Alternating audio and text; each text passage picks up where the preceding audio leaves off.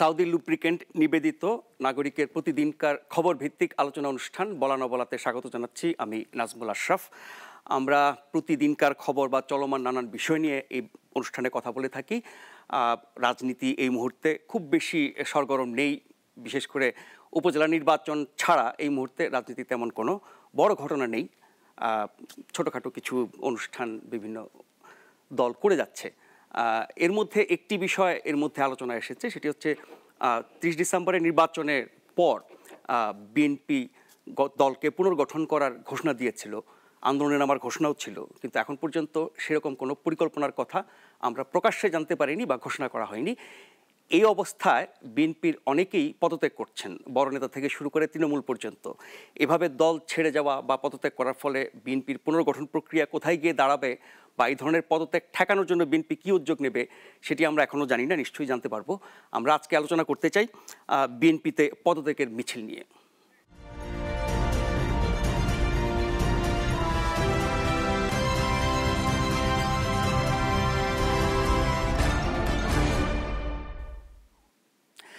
এই আলোচনার জন্য আমরা আমন্ত্রণ জানিয়েছি বিএনপি চেয়ারপারসনের উপদেষ্টা অ্যাডভোকেট তৈমুর আলম খন্দকার এবং জগন্নাথ বিশ্ববিদ্যালয়ের উপাচার্য অধ্যাপক ডক্টর মিজানুর রহমানকে। আপনাদের দুজনকেই স্বাগত জানাচ্ছি আমাদের এই আয়োজনে।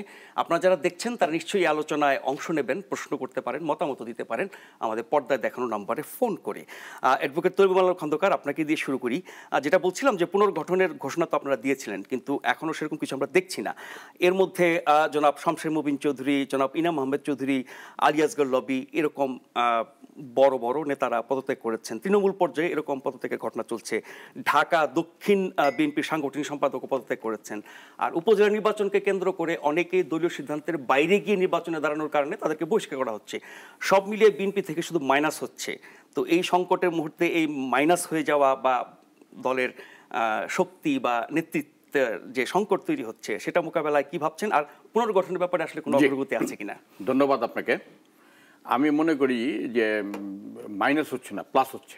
এই জন্য বলি যে যারা বিএনপি করত, একটা দলের মধ্যে ক্র্যাকডাউন হইতে পারে, ব্রেকডাউন হইতে পারে, রাজনীতিতে এটা উত্থান পতন হইতেই পারে। যখন দলের একটা ক্র্যাকডাউন হয় তখন দল যারা ছেড়ে চলে যায়, বিশেষ করে বিএনপির চেয়ারপারসন দেশনেত্রী খালেদা জিয়া যখন জেলে, তাকে জেলে রেখা যখন তারা কয়েকজন নেতার নাম বলেন তারা চলে গেল, আমি তাদের বিএনপি বলবো না, আমি বলবো যে তারা সুবিধা খাওয়ার জন্য দলের মধ্যে আসছিল। যখন দেখছে বিএনপি তাদের সুবিধা দিতে পারতেছে না তখন তারা দলের থেকে চলে যাচ্ছে।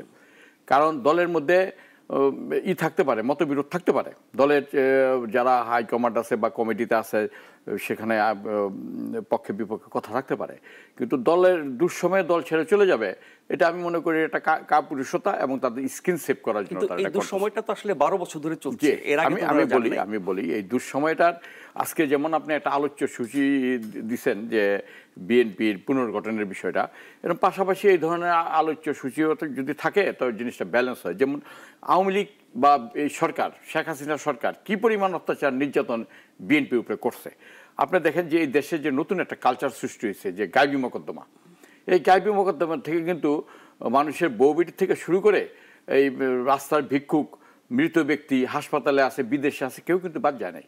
তো এই জন্যে এবং এই যে আপনাদের টকশোতে আসা যাওয়ার পথে গ্রেপ্তার, এই ধরনের ঘটনা কিন্তু ঘটছে। তো এখন আমি বলতে চাই যে দেশটা তো একটা গণতান্ত্রিক দেশ, রাজনৈতিক দেশ না। আর বিশেষ করে এই দেশটা একটা আজকে মুক্তিযুদ্ধের মাস, মহান মুক্তিযুদ্ধের মাধ্যমে দেশটা স্বাধীন হয়েছে। স্বাধীন হওয়ার জন্য একটা সংবিধান দিছে। এই সংবিধানের মধ্যে একটা নাগরিকের কী কী অধিকার আছে সেখানে বলা আছে। এখন এই অধিকারটা বাস্তবায়ন করতে গেলে যদি পুলিশে হামলা হয়, পুলিশে পিটায়, পুলিশের অত্যাচার নির্যাতনে কিছু করা যায় না, তবে তো একটা দল কিভাবে কন্টিনিউ করবে। পাশাপাশি একটা কথা আসে, ভাই সাহেব এখনই বলবেন যে আওয়ামী লীগ যখন করছে, আওয়ামী লীগের উপর অত্যাচার হয়েছে, রাজনীতি করতে গেলে এটা কালচার, এই কথা বলতে এখন শুরু হয়েছে কথা যে এটা রাজনৈতিক কালচার। কিন্তু আমি মনে করি ওইটা তো ছিল একটা কলোনিয়াল, ব্রিটিশ শাসন করছে, ব্রিটিশ তখন অত্যাচার করছে, পুলিশ অত্যাচার করছে। পাকিস্তান দেশ শাসন করছে, পাকিস্তানি বড় বড় বাহিনী। বাংলাদেশ আমলে কি বিরোধী দলের থেকে আওয়ামী লীগ নির্যাতিত হয় নাই? আমি কথাটা শেষ করি। যেমন ধরেন ভাষা আন্দোলনের সময় যে গুলিটা করছে, তখন এসপি ছিল বাহাউদ্দিন। তারা তো ছিল, ওই বাংলাদেশের পুলিশই ছিল। এখন আমি ওই কালচারটারে একজন গণতান্ত্রিক কর্মী হিসাবে, আমি রাজপথের একজন কর্মী হিসাবে আমি মনে করি এই যে কালচারটা শুরু হয়েছে এবং যে কালচারটা বর্তমান সরকার আমরা প্রকট ধারণ করছে, এগুলো অ্যাবলিশ হওয়া দরকার। পাশাপাশি এই যে রাজনীতিটা হওয়া উচিত রাজপথের লোকের, রাজপথের থেকে উঠে আসা লোকদের হাতে রাজনীতিটা থাকা উচিত। এখন রাজনীতিটা চলে গেছে পুঁজিপতির হাতে, যারা সারা বছর যে আমি আমাদের যে বাংলাদেশের যে রাষ্ট্রপতি, মহামান্য রাষ্ট্রপতি, তার একটা বক্তৃতার আমি খুব সমর্থন করি। তিনি বলেন যে এখন তো রাজনীতি করে আমলারা, জীবন পুলিশ, সেনাবাহিনী রিটায়ার করলো, যে পুলিশ আমার পিটাইলো সেই পুলিশের সাথে আমাকে রাজনীতি করতে হয়। এবং এই ব্যবসায়ীরা এবং টোটাল ব্যবসায়ীদের কাছে রাজনীতিটা চলে গেছে। এই অবস্থা সবকিছু পলিউটেড হয়ে গেছে। এখন মানুষ কিন্তু আদর্শিকভাবে রাজনীতিটা দেখে না, দেখে তো একটা ব্যবসায়িক ভাবে। ফলে দেখা যায় যে বিএনপির মধ্যে ব্যবসা নাই, বাবা সেভ করার জন্য। এইরকম রাজনৈতিক সংস্কৃতির মধ্যে পড়ে আসলে বিএনপি লোকজন ছেড়ে যাচ্ছে। আমি মনে করি যারা কাপুরুষ এবং যারা হালুয়া রুটির জন্য বা দলের প্রতি যে অঙ্গীকার বা আদর্শের প্রতি যে অঙ্গীকার নাই তাদের। একজন দর্শক আছেন, আমরা একটু ফোনটা নিয়ে আসি। কে আছেন কোত্থেকে? আসসালামু আলাইকুম। ওয়ালাইকুম আসসালাম। স্যার, আমি রহমাতুল্লাহ চৌধুরী রিয়াদ বলতেছি। জি বলেন। গোপালগঞ্জ শুকতেল উত্তরপাড়া থেকে। জি স্যার, আমি যে বিএনপি যে স্যার আছে প্রতিনিধি থেকে, স্যারের নাম্বারটা অবশ্য আমার মনে নেই। তার কাছে আমার একটা প্রশ্ন, যে জাতীয় নির্বাচনে যে ব্যর্থতা হয়েছে বিএনপি, সেম তারা কিন্তু ঢাকা বিশ্ববিদ্যালয় ডাকসু নির্বাচনেও সেম ব্যর্থতা হয়েছে, ঠিক আছে? এখন তাদের এই দুইটা যোগ করলে তারা সামনে কি কোনো কর্মসূচি বা খালেদা জিয়াকে জেলখানা থেকে বের করা, এরকম ধরনের তাদের দুটো মিলে কি কোনো পদক্ষেপ আছে কিনা? আমি তো স্যারের কাছে এই প্রশ্নটা আমার কাছে। ধন্যবাদ আপনাকে। এই প্রশ্নের উত্তর আমরা শুনবো অ্যাডভোকেট তুমিনুল খন্দকারের কাছে। তার আগে অধ্যাপক মিজানুর রহমানের কাছে যেতে চাই। সেটি হচ্ছে যে বিএনপির যেই চিত্র আমরা নিয়ে আলোচনা করলাম, অ্যাডভোকেট তুমিনুল খন্দকার বললেন যে রাজনীতির এই অবস্থার কারণে লোকজন ছেড়ে যাচ্ছে। একটি দল যখন বিরোধী দলে থাকে তাকে অনেক রকমের প্রতিকূলতার মধ্য দিয়ে যেতে হয়, এবং সেই প্রতিকূলতার মধ্যে অনেকে টিকে থাকে, অনেকে নিষ্ক্রিয় হয়ে যায়, অনেকে দল ছেড়ে যায়। তিনি বলছেন সুবিধাবাদীরা দল থেকে চলে গেছেন। কিন্তু একটি দলের রাজনীতি করলে পরে তার সুদিন কুদিন, সুসময় দুঃসময় সবসময় লেগে থাকাটাই তো আসলে রাজনীতির আদর্শের ব্যাপার। সেই আদর্শ কি আসলে রাজনীতি থেকে চলে যাচ্ছে? ধন্যবাদ। প্রথমে আজকে জাতির জনক বঙ্গবন্ধু শেখ মুজিবুর রহমানের ৯৯তম জন্মবার্ষিকী, সেদিনে আমরা শ্রদ্ধা জানাচ্ছি। এই যে রাজনীতিতে দল ভাঙা, দল থেকে বেরিয়ে যাওয়া, এগুলো কিন্তু নতুন কিছু না। আপনি ওই পাকিস্তান আমল থেকে যদি দেখেন, বিশেষ করে পাকিস্তানের শুরুটায় এই যুক্তফ্রন্ট, তারপরে ভেঙে যাওয়া, দল ভেঙে যাওয়া, পরবর্তী পর্যায়ে ন্যাপ হওয়া, ন্যাপ আবার চীনাপন্থী কমিউনিস্ট পার্টি হওয়া, তারপরে পরবর্তী পর্যায়ে স্বাধীনতা উত্তরকালে আওয়ামী লীগের থেকে একটা বিরাট অংশ গিয়ে জাসদ করা, এই বহু ঘটনা এগুলো রাজনীতিতে ঘটে। তো এখন আপনি যেটা আজকে শিরোনাম করলেন যে বিএনপিতে এক ধরনের কনস্ট্রাকশন, রিকনস্ট্রাকশন এগুলো হচ্ছে, তো পজিটিভলি দেখা উচিত আমার মনে হয়। তুমি অলওয়েজ যেটাই বলছেন যে কিছু লোক বেরিয়ে যাচ্ছে, এটা হলো নেগেটিভ অ্যাসপেক্ট। কিন্তু আসলে বিএনপি যে দলটা একটা বড় একটা দল, এবং এটার পুনর্গঠন করার দরকার। কারণ অনেক জায়গাতে আমি জানি 12 বছর, 7 বছর, 8 বছর এটার সম্মেলন হয় না, কমিটি হয় না। সেগুলো এখন যেহেতু একটা সময় আছে, সেই সময় এগুলো যদি করা যেতে পারতো বা আগেও করতো, তাহলে কিন্তু সংগঠন শক্তিশালী হলে আসলে পরবর্তী পর্যায়ে এটার বেনিফিট পাওয়া যায়। অনেক দুর্বলতা ইলেকশনের নিয়ে আপনি এদিক থেকে নির্বাচন পরিচালনা, নির্বাচন যারা ক্ষমতাসীন দল তাদের কিনে বলা হয় কিছু কিছু ব্যাপারে আপনি যথেষ্ট সমালোচনা করতে পারেন। আবার যদি বিএনপি নিজের দিক থেকেই যদি দেখেন যে সাংগঠনিক যে প্রচণ্ড দুর্বলতা ছিল, আমি আলম ভাইয়ের সাথে শ্রদ্ধা রেখে বলতেছি, সেগুলো কিন্তু স্বীকার করতে হবে, সেটা কাটিয়ে উঠতে হবে। তবে এগুলো হচ্ছে স্ট্র্যাটেজি। আপনি দল নতুন করে কমিটি করবেন, সাংগঠনিকভাবে আপনি কোথায় কোথায় আপনার দুর্বলতা আছে সবলতার দিকে নিয়ে যাবেন, এগুলো হচ্ছে একটা স্ট্র্যাটেজি অথবা প্রোগ্রামের ব্যাপার। কিন্তু আসলে যেখানটায় আসলে হাত দেওয়ার দরকার সেটা হচ্ছে এই লক্ষ্যটা কি, আদর্শটা কি, সেখানে আমার মনে হয় একটু নতুন করে ভাবার অবকাশ আছে। আমরা স্বাধীনতার আগ থেকে, পাকিস্তান আমল থেকে যে একটা প্রোগ্রেসিভ ধারা রাজনীতি, ধর্মনিরপেক্ষ সমাজতন্ত্র, এই যে কথাগুলো আমরা বলি, সাম্যের কথা বলি, বাঙালিত্ব, বাঙালি জাতীয়তাবাদ, এই সবগুলোর বিপক্ষ একটা শক্তি তো ছিল। এইগুলোকে অর্থাৎ জাতির জনক বঙ্গবন্ধু শেখ মুজিবুর রহমান যে কথাগুলো বলতেন আমি মনে করি আওয়ামী লীগের অনেকে এই এক্সারসাইজ করতে গিয়ে সেগুলো হয়তো ওইভাবে প্রতিফলন করেনি। ধর্মনিরপেক্ষ একটা সমাজ, সাম্যের একটা সমাজ, বাঙালিত্বের যে উদার যে ভাব চিন্তা, এগুলো নিয়ে একটা বিকশিত হওয়ার যে সমাজ, এইটার বিপক্ষ একটা ধারা কিন্তু 48 সালে ভাষা আন্দোলনের বিরুদ্ধে করেছিল। আমি বহুবার এগুলো বলছি। সেই বিপক্ষ যে শক্তিগুলো, এগুলো কিন্তু দুর্বল মনে করার কোনো কারণ নেই। এগুলো সক্রিয় ছিল, আমাদের 6 দফা আন্দোলনের বিরোধিতাকারী ছিল, এদের পয়লা বৈশাখের বিরোধিতাকারী ছিল, সব কিছুর বিরোধিতাকারী ছিল এবং মুক্তিযুদ্ধের বিরোধিতাকারী তো ছিলই। সেই ক্ষেত্রে এই বিরোধী শক্তি যেটা ছিল, অর্থাৎ বঙ্গবন্ধুর যে আদর্শ এবং আওয়ামী লীগের বিপরীত ধারার যে আওয়ামী লীগ, আমি আবারও বলছি, আওয়ামী লীগ, আপনি যদি এখনই আমার প্রশ্ন করেন আওয়ামী লীগ এটা মানছে, ওটা করছে, এই করছে, তারপর আমি বলছি আদর্শভাবে লিখিতভাবে যেটা আছে সেটার একটা প্রতিপক্ষ হিসেবে দাঁড়িয়েছিল 15ই আগস্ট বঙ্গবন্ধু হত্যার পরে। এই 75-এ এই বিএনপি নামক যে দলটা, তারা কিন্তু একটা প্ল্যাটফর্ম হিসেবে দাঁড়িয়েছিল। এর মধ্যে একটা মনে করেন জাতীয়তা, বাঙালিত্বের বদলে ইসলামী ভাবধারা জাতীয়তাবাদ বা ইসলামী ভাবাদর্শ জাতীয়তাবাদ, এবং মনে করেন আরেকটা বড় একটা সেন্টিমেন্ট কাজে লাগাতো, সেটা হলো ভারতের সাথে বৈরিতা, এই যে ধর্মের ব্যাপারটা, এইগুলো সবকিছু নিয়ে যে দল প্ল্যাটফর্মটা, এই প্ল্যাটফর্মটাই তো বিএনপি।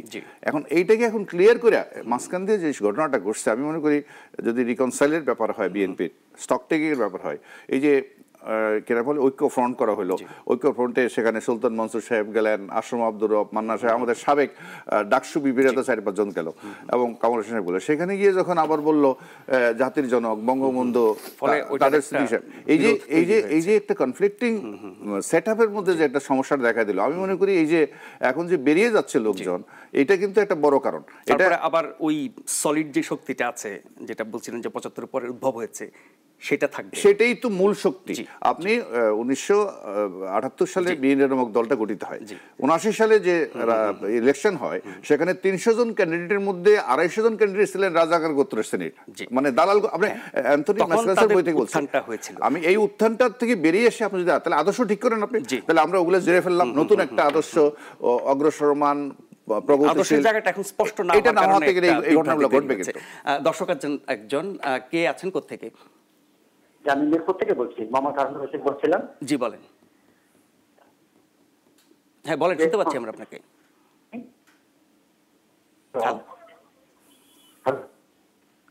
আপনার কথা বোধহয় কেটে যাচ্ছে। আমি আমার একটা প্রশ্ন ছিল। জি বলেন। আমার বললেন, আমি তো জানি যে এরশাদের সময় আপনারা সবাই, ওনার দলের বড় বড় নেতা যারা, তারা কিন্তু সবাই এরশাদের, কিন্তু পরবর্তী যে যখন আবার 91 আবার যখন তারা দলে ঘুরে আসলো, তাদেরকে বলা হলো ঘরের ছেলে ঘরে ফিরে আসবে, এটাকে উনি কি চোখে দেখেন? বলা না বলা দেখছেন নাগরিকে। ধন্যবাদ আমাদের সাথে থাকবার জন্য। আমরা এই পর্যায়ে বোকাইয়ের কথা শুনবো। কি বলতে চাই বোকাই? আমি বলতে চাইছিলাম কি রাস্তায় মিছিল নিয়ে নামে না বইলাই কি পদত্যাগের মিছিল শুরু হয়েছে? রাস্তায় মিছিল নিয়ে নামে না বলে পদত্যাগের মিছিল শুরু হয়েছে কিনা, বুকের প্রশ্নের জবাব নিশ্চয়ই আপনি দেবেন। তার আগে আরো দুটি প্রশ্ন আপনার কাছে ছিল। একটি হচ্ছে জাতীয় এবং ডাকসু নির্বাচনে ভরাডুবির পর আপনারা কোনো আন্দোলন কর্মসূচি সেমন কিছু নেননি। আমি সাথে একটু যুক্ত করে দিই, বিএনপি চেয়ারপারসন বেগম খালেদা জিয়ার গ্রেপ্তার, কারাবরণ, মুক্তি না দেয়া, জামিন না পাওয়া, অনেক বিষয় দলের সর্বোচ্চ পর্যায়ে যিনি ব্যক্তি, যার অবদান দলে অনেক, দেশের জন্য একাধিকবার প্রধানমন্ত্রী ছিলেন, বিরোধী দলের নেত্রী ছিলেন, তার বিষয়টা নিয়েও তো কোনো আন্দোলন বিএনপি করতে পারে নাই। যে আপনার প্রশ্নগুলি, সবগুলি প্রশ্ন খুব ইম্পর্টেন্ট এবং এগুলি জনগণের কথা নিশ্চয়ই, এবং আমাকে সময়টা ওই পরিমাণে দিতে হবে। যে প্রথম প্রশ্নটা হলো যে এই যে ঘরের ছেলে ঘরে ফিরে যাওয়ার কথাটা, আমি আমার 73-74 আমি ঢাকা ইউনিভার্সিটির ছাত্র। আমার যে প্রফেসর ছিলেন, ইকোনমিক্সের প্রফেসর ডক্টর দুর্গাচাঁদ ভট্টাচার্য, তার প্রথম ক্লাসটা আমার মনে আছে। যিনি লেকচারটা দিচ্ছিলেন, যিনি বলছিলেন, সেই ডিটেলস বলতে কোনো সময় লাগবে, কিন্তু যে ক্যাপশনটা তিনি বলছিলেন, যখন যেমন তখন তেমন। ঠিক আছে, সুবিধাবাদী রাজনীতি যারা বলে, এই আদর্শিক কোনো আদর্শগত রাজনীতিটা উঠে গেছে বলেই এখন ওই ঘরের ছেলে ঘরে চলে আসার থিওরিটা কার্যকর হচ্ছে।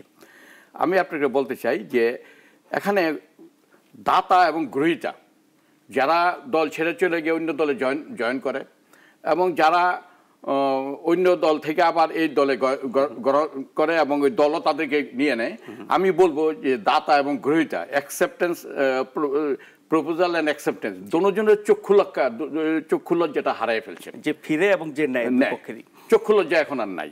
কিভাবে করে তারা? আপনি দেখেন সারা বছর যে এনাম আহমদ চৌধুরী, এখন আমি বাই নেম বলবো কথাগুলি, এনাম আহমদ চৌধুরী সারা বছর এই বিএনপির গুণগান গাইল। এই তারপরে যে এটা কি আরেকজন মেজর শমশের মবিন চৌধুরী, আমরা তো মনে করতাম যে আমরা তো রাজপথের আমাদের কাম হইলো গলা বেড়ানো, এরা বোধহয় দলের নীতি নির্ধারক, ওনার এই দলটা ওনাদের উপরে ভরসা করে আমরা থাকতাম। তারা চলে গেল যখন কি দেখলো যে বিএনপির এখন ক্র্যাকডাউন হচ্ছে। এই এনাম আহমদ চৌধুরী কি সুযোগ সুবিধা না দিছে বিএনপি। কিন্তু আমার দুঃখ লাগে এটা যে আওয়ামী লীগের মতো একটা দল, যে দলটা এই দেশের মধ্যে সবচেয়ে পুরানো দল এবং রাজপথেও এই দলটা ফাইট করছে অনেক, সেই দল এনাম আহমদের মতো চৌধুরীর লোককে কিভাবে গ্রহণ করে। পাশাপাশি এই যে গলাচিপা 10 মিনিট থেকে যে কি নাম রনি এমপি, সে আওয়ামী লীগের গোলাম মাওলা রনি, সে আওয়ামী লীগের এমপি ছিল। আওয়ামী লীগের পক্ষ হইয়া সে বিএনপিকে বিরুদ্ধে কত লেখা লিখছে, তাকে বিএনপি নিয়ে নিল, সেই কথা আমরা আবার নিয়ে নিলাম। তা আমাদেরও চক্ষু লজ্জা সেখানে ঘাটতি আছে। স্বৈরাচার এরশাদের দলে অনেকে চলে গেছিল, তারাও আবার বিএনপি। আপনি দেখেন যে ওই গলাচিপা 10 মিনিটে যারা বিএনপি করলো, যারা গাইবি মকদ্দমা খাইলো, যারা পুলিশের মারে খেলো, যারা আওয়ামী লীগ তার নির্যাতিত নিগৃহীত হইলো, যাদের ব্যবসা বাণিজ্য চলে গেল এই আওয়ামী লীগ সরকারের সময়, সেই লোকগুলির মনের অবস্থা কি থাকে? তাদের এই যে কালচারটা শুরু হয়েছে, ঘরের ছেলে ঘরে ফিরে আসা, এতে হয় কি যে রক্তক্ষরণ হয়। আমি যখন ট্রেড ইউনিয়ন করতাম, তো ট্রেড ইউনিয়ন করার সময় আমি একটা গেছি একটা কারখানায়, সেখানে আলোচনা হচ্ছে। তো ভদ্রলোকের যিনি মালিক, তার ছেলে বিদেশে লেখাপড়া আসে, সেও আমাকে বলে কি যে ট্রেড ইউনিয়নটা কি, তার আমি অল্প কথা বুঝাইলাম। সে আমরা বুঝলো যে আমি ওইটা করব। আমি বললাম যে আপনি এটা করতে পারবেন না। তারা বুঝাইতে বললাম না যে আপনি এটা করতে পারবেন না। তখন তার যখন বুঝাইলাম যে আপনি করতে পারবেন, আপনার এই প্রপার্টির থেকে আপনাকে সরিয়ে আবার শ্রমিকের কাতারে নাম লেখাই দেব, তখন সে বুঝলো যে না, ইট ইজ ডিফিকাল্ট। আমার ইংরেজি এখনো মনে আছে, আজকের থেকে 30 বছর আগে, যে ইট ইজ ডিফিকাল্ট। এখন কিন্তু এই যে দল বদলানোটা এখন আর কোনো ডিফিকাল্ট নাই। আপনি দল 2-3টা দল একলগে করতে পারবেন এবং দলে কোনো আচার বিচার নাই। কিছু আচার বিচার আছে, কিছু অ্যাকশন, সাংগঠনিক অ্যাকশন আছে, হয় জামাত ইসলামের নতুবা বাম দলগুলির মধ্যে, সেখানে নৈতিকতার প্রশ্ন আছে। কিন্তু আমরা যারা বড় দল করি, আমরা এইসব বিষয়ে ঘরের ছেলে ঘরে চলে আসার বিষয়ে এটা আমরা এসব নীতি নৈতিকতা এবং মূল্যায়নের অভাবের কারণে কি লোকজন চলে যায়? এটা মানুষ যাচ্ছে এবং তারা জনগণের সামনে চেহারাও দেখাচ্ছে, টেলিভিশনে এসে কথাও বলতেছে, অথচ আমরা গুলি খাওয়া লোক, জেল খাটা লোক, কতবার জেল খাটছে এটা আপনারা জানেন। কিন্তু কোনো সময় মনে করি নাই যে না, এই দলের এই দুঃসময়ে দল ছেড়ে চলে যাওয়া।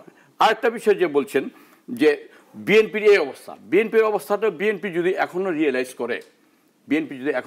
করে যে বিএনপির আদর্শগত রাজনীতিটা কারা করে, কারা নীতি এবং নৈতিকতার দিক দিয়ে রাজনীতিটা করে, কারা এই যে দলের দুঃসময়ে দল ছেড়ে চলে যায় না, কারা বিএনপি করে আবার সরকারি দলের সাথে আতাত করে ব্যবসা বাণিজ্য করে না, এটা যদি বিএনপি সর্ট আউট করতে পারে, ফাইন্ড আউট করতে পারে, তবে বিএনপির একটা স্বর্ণযুগে কাজটা তো বিএনপি যারা নীতি নির্ধারক এবং শীর্ষ নেতৃত্বে আছেন তারা করবেন। তাদের নিজেদের মধ্যে যদি এই দোষ থাকে, এটা তো আমি যখন একটা তৃণমূলের একটা কর্মী, আমি একটা কর্মী হিসাবে কিন্তু এই কথাগুলো আমি বলতেছি তাদের, এবং আমি মনে করি এটা আমাদের তৃণমূল পর্যায়ে অনেক নেতা কর্মীর এটা মনের কথা, এবং আস্তে আস্তে এই কথাগুলো আসবে এবং তাদের কর্ণগহ্বরে পৌঁছবে। আর একটা বিষয় হলো যে জাতীয় নির্বাচন এবং ঢাকা ইউনিভার্সিটির নির্বাচনটাও যদি আমরা খেয়াল করি, জাতীয় নির্বাচনের বিষয়ে তো অনেক অভিযোগ যে আমলারা, পুলিশ প্রশাসন এবং এটাকে কি বলে নির্বাচন কমিশন দেমসেলফ এটা ইনভলভ এই নির্বাচনটাকে কলুষিত করার জন্য। আপনি নির্বাচন কমিশন তো বলছে একটা কথা, প্রধান নির্বাচন কমিশনার, যে ইভিএম পদ্ধতিটা চালু হলে রাতের বেলায় ভোটটা দেওয়া যাবে না, এবং উপজেলা নির্বাচন সম্পর্কেও তিনি বলছেন যে এই রাতের বেলা ভোট দেওয়ার একটা চেষ্টা করছিল, এটা আমরা এটা ব্যবস্থা নিয়েছি। ঢাকা ইউনিভার্সিটি এখানে টিভিতে আপনি দেখছেন যে আগের দিন রাত্রে ভোটের এই কুয়েত মৈত্রী হলের মধ্যে ভোট মারা হয়েছে এবং সেইটার জন্য এই ওখানে ওই দুইটা মেজর হলে ছাত্রদের আন্দোলনের কারণে আবার সেই প্রভোস্ট বা যিনি ইনচার্জ ছিলেন তিনি যেসব অন্যায়ের কথা বলছেন তার বিরুদ্ধে তার প্রতিবাদে বিএনপির শক্তিশালী কোনো আন্দোলন দেখছি না কেন আমরা? এখানে দুইটা জিনিস আমি বলতে চাই। সেটা হলো এই নাগরিক বা এই দেশবাসী একটা পুনর্জন্ম হইতে হবে চিন্তা চেতনার, যে সত্যকে সত্য বলতে হবে, মিথ্যাকে মিথ্যা বলতে হবে। এই সমস্যার সহজ সমাধান হবে না, এই সমস্যার সমাধান হবে একটা রিবার্থ বলতে যেটা কথা, পুনর্জন্ম যে জিনিসটা, যেমন ৭১ সনে যে মানুষের হয়েছিল। সেই চেষ্টা দলের মধ্যে কতটুকু আছে সেটা আবার শুনবো মাঝখানে একটু স্যারের কাছ থেকে। কথা কিন্তু দুইটা পদত্যাগের মিছিল এবং চেয়ারপারসনের মুক্তি, এটা কিন্তু আমার বলা শেষ হয়নি, শুনবো, এটা শুনবো। ডক্টর মিজানুর রহমান, এই যে বিএনপির এই অবস্থা, সরকারের বিরুদ্ধে এত অভিযোগ, এবং যখনই প্রশ্ন করা হয় যে এগুলোর বিরুদ্ধে আপনাদের অবস্থান কি, জনগণকে সাথে নিয়ে আন্দোলন করে তোলা, সেক্ষেত্রে বলা হয় সরকারের হামলা, মামলা, মোকদ্দমা, গায়েবী, অনেক কিছু, মানে সরকারের কারণে যেন এই কাজগুলো করতে পারছে না। তো যারা সরকারের বিরোধী এবং বিপক্ষের অবস্থানে থাকবেন তাদের তো এই প্রতিকূলতাগুলো থাকাটা স্বাভাবিক, আমরা বাংলাদেশের ইতিহাস সেটা দেখে আসছি। কিন্তু তাদের বক্তব্য, যেটি নিশ্চয়ই তৈমুরভাবে বলবেন, যে এরকম অবস্থা কখনো ছিল না বিরোধী দলের জন্য, সেই কারণে এগোতে পারছে না। আর এই যে দল ছেড়ে যাচ্ছে, পদত্যাগ করছে, সেক্ষেত্রে আরেকটি কথা বলা হচ্ছে যে মামলা মোকদ্দমার মতো ঝামেলা থেকে বাঁচতে এবং স্বাধীনভাবে রাজনীতি, ব্যবসা, যার যেটা করা দরকার সেটা ঠিকমতো করার জন্যই তারা বিএনপি থেকে ছেড়ে যাচ্ছে। তো ফলে এখানে সরকারের বা সরকার যেভাবে বিরোধী দলকে ট্রিট করে সেই জায়গায় সরকারের কোনো দায় আছে কিনা? না, প্রথমত রাজনীতিটা তো আকর্ষণীয় হওয়া দরকার। আকর্ষণীয় বলতে রাজনীতিতে মেধাবী লোক যারা আসলে সত্যি সত্যি রাজনীতি করে দেশের পরিবর্তন করতে চায়, একটা সমাজের জন্য কন্ট্রিবিউট করতে চায়, সেরকম সৃজনশীল মেধাবী লোকদের আকর্ষণ করার কথা ছিল রাজনীতি। কিন্তু সমস্যাটা দেখা যাচ্ছে রাজনীতি আকর্ষণীয় না হয়ে বরং লোভনীয় হয়ে গেছে। এটা একটা অনেকের জন্য একটা লাভজনক প্রকল্প। যে আপনি আজকে যাদের নাম টাম বলছেন এদের মধ্যে অন্তত ২-১ জনকে আমি জানি, মানে তাদের আসলে ওরকম দেশের জন্য কিছু করা, পরিবর্তন, এইসব উদ্দেশ্য নিয়ে কিন্তু তার রাজনীতি আসে নাই, একেবারে ব্যবসা বাণিজ্যিক প্রয়োজনে আসছে। এরকম কিন্তু সব দলে আছে। এটা যে বর্তমান ক্ষমতাসীন দলে অবসর জীবনে আবার নতুন জীবন, অবসর জীবনেরটা বাদ দিলাম, ব্যবসায়িক জীবনও আছে, সেটা আসছে। আমি যে কথাটা বলছি যে আপনি বলতে পারেন যে সাংগঠনিকভাবে এটা কি এতই দুর্বল। আপনি দেখেন কি পরিমাণ দুর্বল হলে পরে আপনি, আমাদের ডাকসু নির্বাচনে একটা হলে সমস্যা হলো এবং সেখানে প্রতিকারও করা হয়েছে, তাৎক্ষণিকভাবে প্রবেশকে অব্যাহতি দেওয়া হয়েছে, নতুন করে ইলেকশন হয়েছে। একটা হলে, রোকে হলে কোনো সমস্যা হয়নি, কারণ রোকে হলে মিডিয়াতে অথবা রাগবাসী দলে কেউ এখনো ক্লিয়ার করে বলেনি ভোটের বাক্স আর ভোটের ট্রাঙ্ক এক জিনিস না, ব্যালট পেপার এইটা ৬টা বাক্স ঠিকই ছিল, আর 2টা ট্রাঙ্কে একটা হলের এই ট্রাঙ্কগুলো খুব মধ্যে গোলমাল করছে অনেকে না বুঝা, বিশেষ করে ছাত্ররা। যে আমি মনে করি এগুলো কালকে ডাকসুর ঝামেলা হয়েছিল, সেটার প্রতিকার করা হয়েছে না, ডাকসুর ব্যাপারটা মনে রিজলভ হয়ে গেছে। ডাকসুতে যারা যারা প্রতিদ্বন্দ্বী ছিল, মূল প্রতিদ্বন্দ্বী, তারা যেহেতু এটা মেনে নিচ্ছে। কারণ আপনি দেখেন দুর্বলতাটা কোথায়, সব মানে পুরো 17টা হলে মিলে যদি আপনি 245 বা 41টা ভোট পান, তাহলে জিনিসটা কোথায় গিয়ে ঠেকছে। ডাকসু এবং হল সংসদগুলো মিলিয়ে ছাত্রলীগের পরের অবস্থান কিন্তু স্বতন্ত্র প্রার্থী। আমি সেটাই বলছি, আপনি জাতীয়তাবাদী ছাত্রদল একটা দল, এটার এই গত যে প্রতিষ্ঠা বার্ষিকী ছিল খুব সম্ভবত 30 তারিখ বা ডিসেম্বরের 1 তারিখে, প্রতিষ্ঠা বার্ষিকীর দিন ওই সংগঠনের অফিসটা খোলেনি কেউ, ওর তালা দেওয়া ছিল। ওই যে কোনো মামলা মোকদ্দমা না, ওখানে অন্যরাও বিভিন্ন জায়গায়, তাদের তো একই জায়গায় এগুলো, বিভিন্ন জায়গায় লোক ছিল, কাউকে মামলা মোকদ্দমা না। আসলে এইটা যে অফিস, এটা যে অত ঠিক আছে, অফিস যদি খুলে আমার জেলে যেতে হয় আমি যাব, আমার প্রতিষ্ঠা বার্ষিকী পালন করার জন্য লোক জড়ো হয়নি যেখানে। আমি বলছি, আবারও বলছি, তো ভাই যে কথাগুলো বলছেন এগুলো তো খুব বিক্ষোভ বিভিন্ন আছেই, যে আপনি নমিনেশনের ব্যাপারে যে ঘটনাগুলো ঘটছে, মূল্যায়নের ব্যাপারটা যদি ধরেন, এই তৈমুর ভাইয়ের মতন যে নিবেদিত লোক, এই যে পোর খাওয়া লোক, মানে যোগে যোগে নমিনেশন উটকো একজন লোক কেন, দলের নিজস্ব যে দুর্বলতা এবং ব্যর্থতা, সেই কারণগুলো বিএনপি খতিয়ে দেখে ব্যবস্থা নেওয়া উচিত। আমি যেটা বলছি যে এইটা ঘটনাগুলো কেন ঘটছে। আমরা প্রায় শেষ পর্যায়ে চলে এসেছি। অ্যাডভোকেট তমির আলম খন্দকার, ছোট্ট করে আপনার কাছে শুনবো, ওই যে খালেদা জিয়ার বিষয়ে আন্দোলন করতে না পারা, পাশাপাশি হচ্ছে এই যে পুনর্গঠন, সাংগঠনিক দুর্বলতা কাটিয়ে ওঠা এবং আত্মসমর্পণের মাধ্যমে একটা জায়গায় চলে যাওয়া, দলকে আবার ঘুরে ফেরানোর চেষ্টা করা, সেই চেষ্টাগুলো তো আমরা দেখছি। সংক্ষেপে আমি কথা বলতে একটা কথা আগে জবাব নিয়ে নেই। এই যে ডাকসু নির্বাচনে কিন্তু সরকারের জনপ্রিয়তা কিন্তু প্রমাণ হয়নি, কারণ যে পিপি পাশ করছে সে কিন্তু সরকার বিরোধী লোক এবং স্বতন্ত্র অনেক পাশ করছে, ছাত্রদল ভালো করতে পারে না। ছাত্রদল ভালো করতে পারে না এর পিছনে কারণ হলো যে ছাত্রদল তো ক্যানভাসে যেতেই পারে না, এবং সেখানে তো কি অবস্থা হলে তো ছাত্রদলের কেন্দ্রীয় নেতৃত্বে অনেক অছাত্র আছেন, সেই কারণে তাদের ক্যাম্পাসে যাওয়া ছিল না। আপনার বিষয় হলো আপনি দেখবেন যে ছাত্রদল তো সেখানে ভর্তি হইতে পারে না। কেউ যদি ব্যাকগ্রাউন্ড ছাত্রদল থাকে তো সে হলে তার অ্যাডমিশন পায় না, ইউনিভার্সিটিতে ভর্তি হইতে পারে না। এইসব সমস্যা অনেক সমস্যা, এটা আপনি বলবেন আছে। আর একটা বিষয় হলো পদত্যাগের যে মিছিলের কথা বলা হয়েছে, আমি মনে করি যারা পদত্যাগ করতে চায় আমি তাদের ওয়েলকাম করি, তারা পদত্যাগ করে চলে যাক, পদত্যাগ করে চলে যাক, অরিজিনাল লোকদের কাছে দলটা থাকুক। রাজনীতি করতে বেশি লোকের দরকার পড়ে না, রাজনীতিটা নির্ভর করে ইস্যুর উপর। যে ইস্যুটা গ্রহণ করলে জনগণ গ্রহণ করবে। জনগণ যদি ইস্যু গ্রহণ না করে, তো অসংখ্য ইস্যু যদি জনগণ গ্রহণ না করে, চেহারা দেখে কারোর চেহারা দেখে দল হবে না।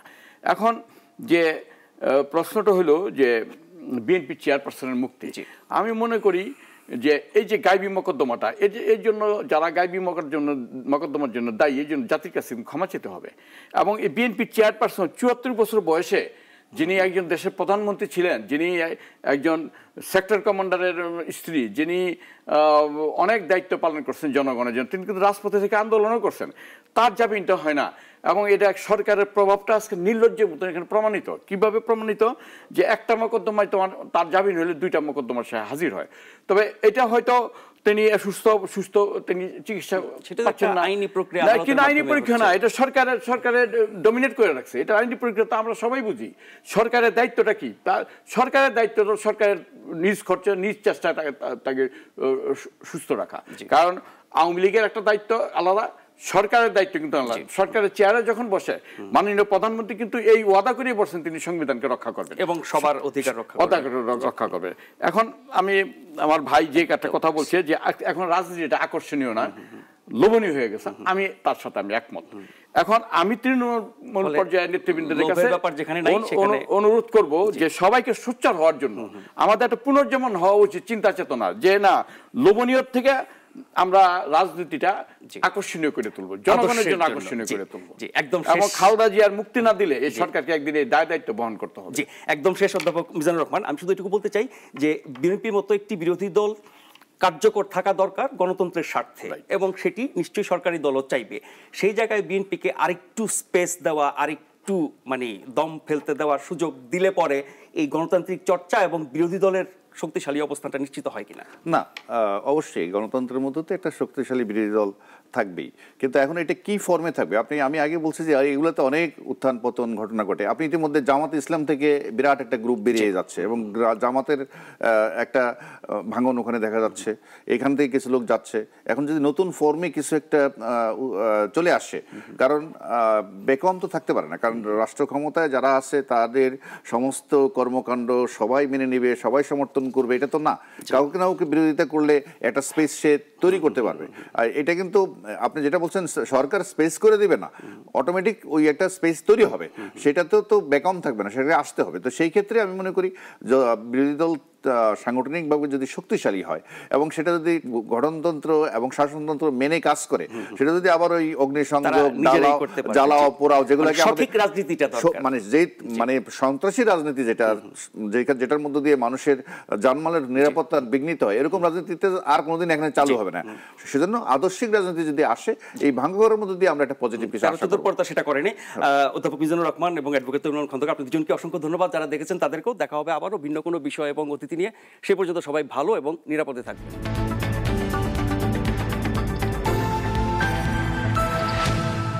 নতুন নতুন ভিডিও পেতে নাগরিকের ইউটিউব চ্যানেলটি সাবস্ক্রাইব করুন এবং পাশে থাকা বেল আইকনটি চাপুন।